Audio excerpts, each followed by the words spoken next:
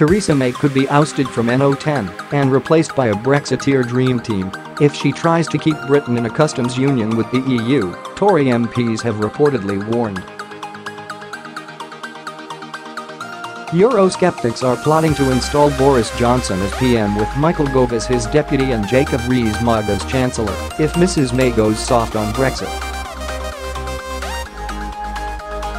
Mr Johnson is said to have told one of the plotters that the cavalry is coming and he stands ready to swoop in. The Tories are deeply divided over their negotiating strategy ahead of crunch meeting of Mrs May's Brexit war cabinet later this week. Brexiteers fear the PM is paying too much heat to Remain backers including Chancellor Philip Hammond and will try to push for the UK to stay in a customs union with the EU. They warn this would seriously hamper Britain's ability to sign free trade deals with other countries around the world. News of the plot is a major blow to the authority of the PM and comes just 24 hours before she hosts chief Brexit negotiator Michel Barnier at NO10 for lunch. Meanwhile, senior Tory Bernard Jenkin accused ministers of being vague and divided around Brexit. Meanwhile, Liam Fox, the International Trade Secretary and leading Brexiteer, has told allies he is ready to quit the cabinet if the UK stays in a customs union, the Sunday Times claims. The Brexit war cabinet will meet on Wednesday and Thursday to agree Britain's negotiating stance. Plans have been drawn up for the UK to keep trading goods tariff-free with the EU and negotiate separate trade deals on services with non-EU countries. But Brexiteers want to be able to do free trade deals on goods with the rest of the world as well. Eurosceptics are threatening to issue a tsunami of letters to the Tory backbench 1922 committee unless Mrs May backs down and bows to their demand. A leadership contest will be automatically triggered if the committee receives 48 letters. And NO10 is said to have placed around 10 ministers on suicide watch amid fears they could walk out to trigger a leadership election. News of the conspiracy comes after Mr Rees-Mogg warned the Prime Minister she would be making a grave error if she failed to deliver the hard Brexit favours. He said, "We do not wish to be in a customs union, the customs union or an customs union."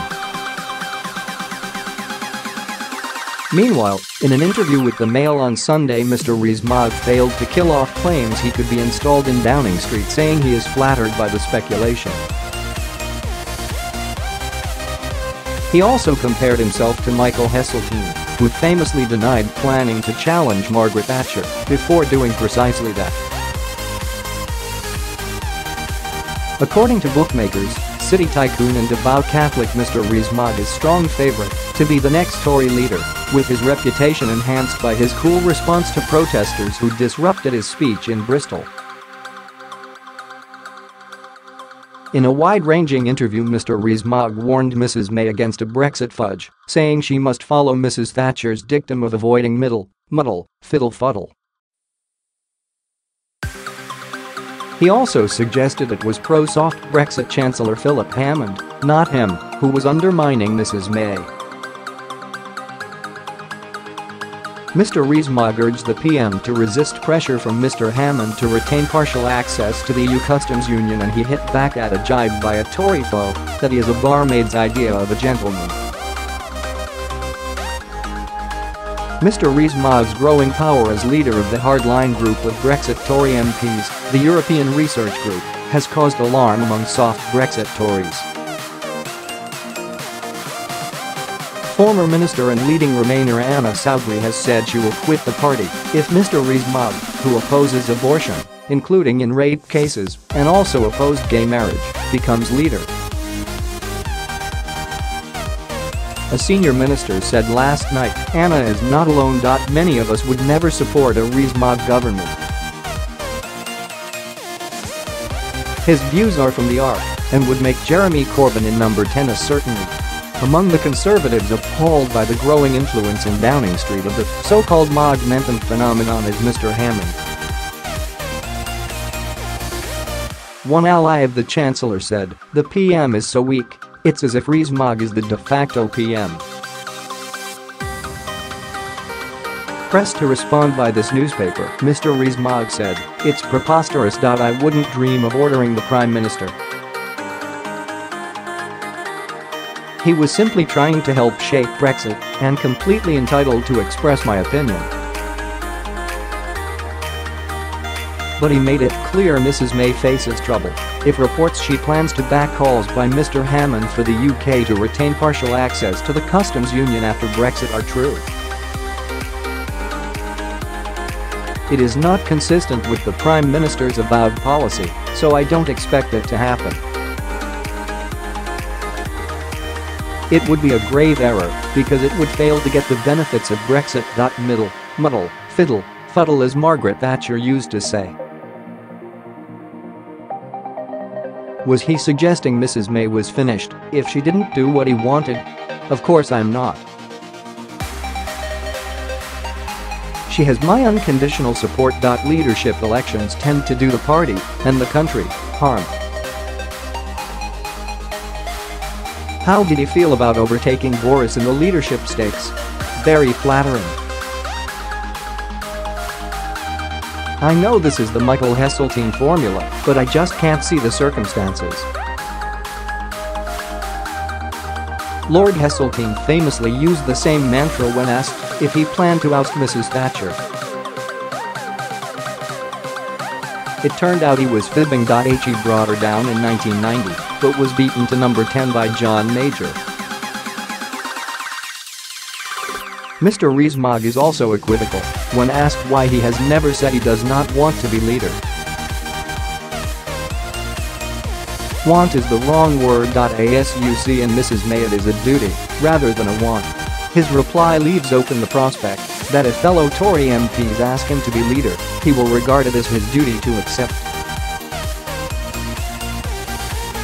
But he leaves no room for doubt that the political loathing between him and Mr Hammond is mutual, and launched a new attack on Mr Hammond over claims that the Treasury tried to fiddle the figures in a leaked Brexit report that forecast dire economic consequences for leaving the EU.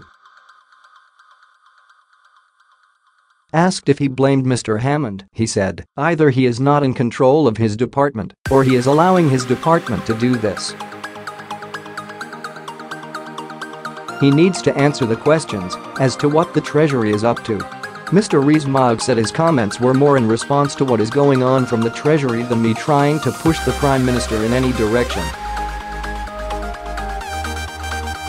I am supporting her. Others may not be. Either Mr Hammond was in breach of his duty to obey the Cabinet's collective responsibility rule, or he was allowing his department to freelance. Mr Rees-Mogg said he could not be more different to Donald Trump, but said that in Britain, as in the US, there was a feeling that the establishment had not given ordinary people what they wanted.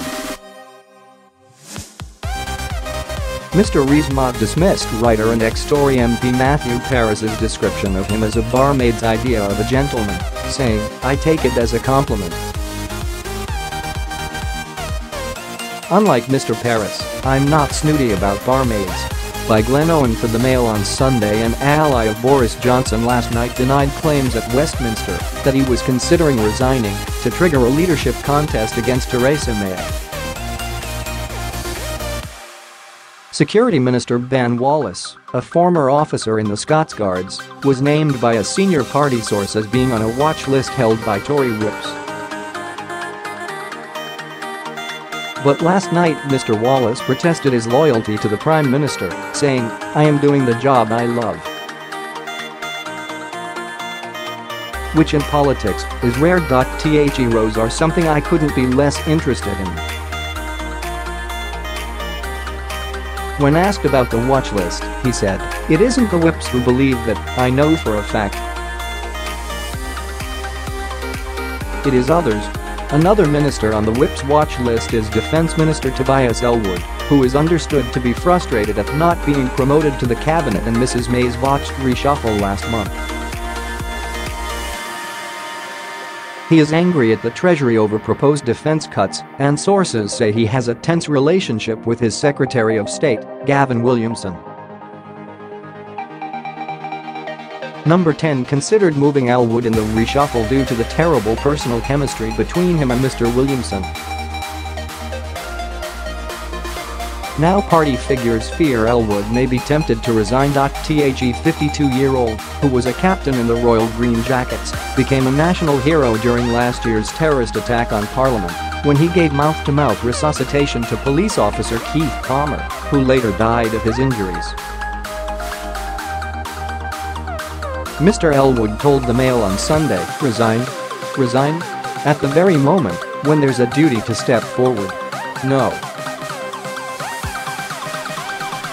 I'm donning my suit of armour with the S Secretary of State for the mother of all battles with the Treasury." Theresa is not natty, but she's our best bet. Anyone who has caught a glimpse of the news since Christmas will think this government is only interested in two things: Brexit and who leads the Conservative Party. It feels as if, whatever we try to do, everything is viewed through the prism of how we leave the European Union and whether Theresa May is up or down. To be fair, we don't help ourselves. If I had a pound for every flappy-mouthed friend of him or source close to her who's given me a headache this past month, I'd probably be on my way to matching the Football Premier League's record-breaking January transfer window. But look beyond the wall of sound created by unnamed colleagues blabbing away, and there is plenty this government is doing for voters.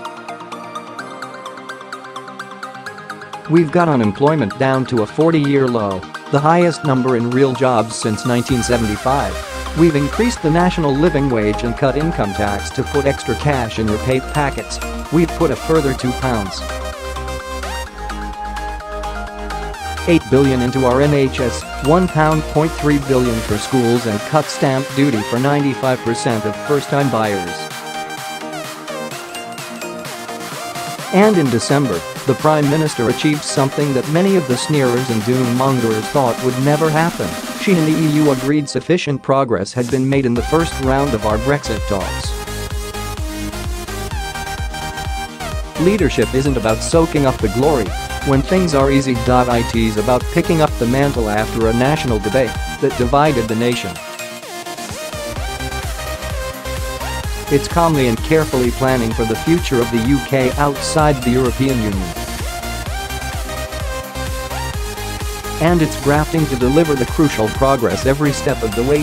Whether you voted Leave or Remain, we can all agree that Brexit is going to change this country. Theresa May has set out her plan to overcome the challenges and grasp the opportunities that Brexit provides. Getting on with this huge job, that's leadership.So. When you see some commentator telling the Prime Minister she should do this or say that, just remember what she has on her plate and the successes she has already achieved. Triggering Article 50, setting out a plan for the future, successfully negotiating with Parliament and the 27 other nations to complete the first half of the Brexit deal.